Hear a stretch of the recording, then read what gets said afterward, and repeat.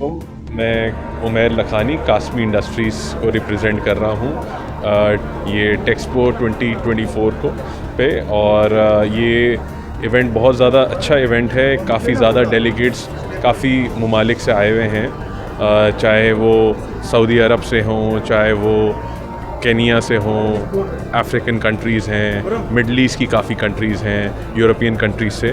तो ये बड़ा एक अच्छा हुकूमत का इक़दाम है और इस ऐसे इवेंट्स कराने से काफ़ी ज़्यादा हमारे मुल्क के लिए, हमारी मुल्क की मईशत के लिए और हमारी टेक्सटाइल इंडस्ट्री के लिए बहुत ज़्यादा बेहतर रहेगा ये इक़दाम।